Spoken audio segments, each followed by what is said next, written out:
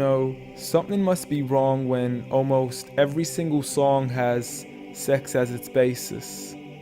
When rap stars get famous after making lyrics that are shameless. When a woman is expected to sleep with a man who doesn't even know what her name is. And when artists are paid to degrade the very women that have made them. To the point they are nothing more than pieces of plastic that we can dispose of once they are no longer attractive. It's sickening and sadistic that this world's become so misogynistic. And you can call me unrealistic, but just listen to the statistics. 7 in 10 men view porn while over 75 million are addicted. 68 million requests a day for pornographic pictures, making 1 in 4 searches sexually related.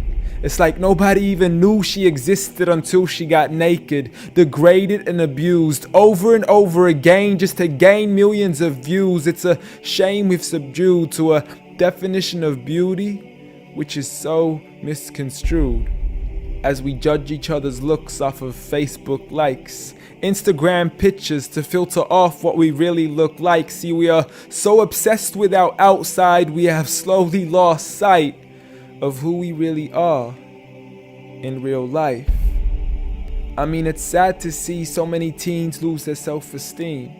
Looking at these magazines thinking they have to look like what they see. Please, you are worth much more than a 2D image on a screen. You are a living, breathing human being. If only you knew what you really mean. Just look into your history books and begin to read of all the girls in the world who were capable to achieve, and you will surely see with certainty females like Fatima al-Fihri, who opened the first ever university, Rufayda al-Islamiyya, the first nurse to perform surgery, and Aisha bint Abi Bakr, the greatest female scholar in eternity. It's a shame you probably haven't even heard of these great female prodigies.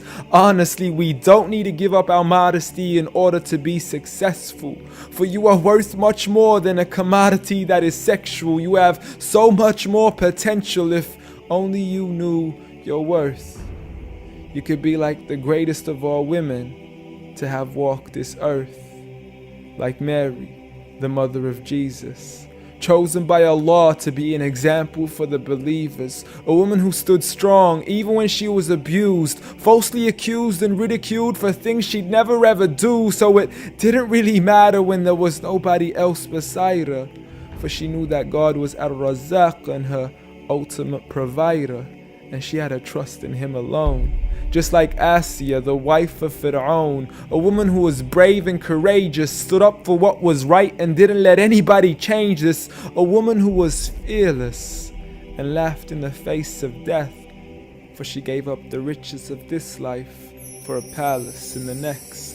Next up, Khadija, the mother of the believers, a wealthy merchant who had nurtured the Prophet for over 25 years, his first wife, the love of his life, and the mother of his kids. She was the first to believe in him when nobody else ever did. She just is, beyond any words that can make you understand. So much so that even Allah sent her His salam. She was grand and Allah assured her, just like her daughter, Fatima, the master of all women in paradise, a woman who would shine so bright she was nicknamed as Zahra, the splendid one with the most generous of hearts, a woman who gave up so much of her food she had no choice but to fast. She would fight on behalf of her father even as a little girl.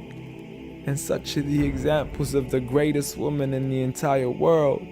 And it had nothing to do with how they looked, but for who they truly were.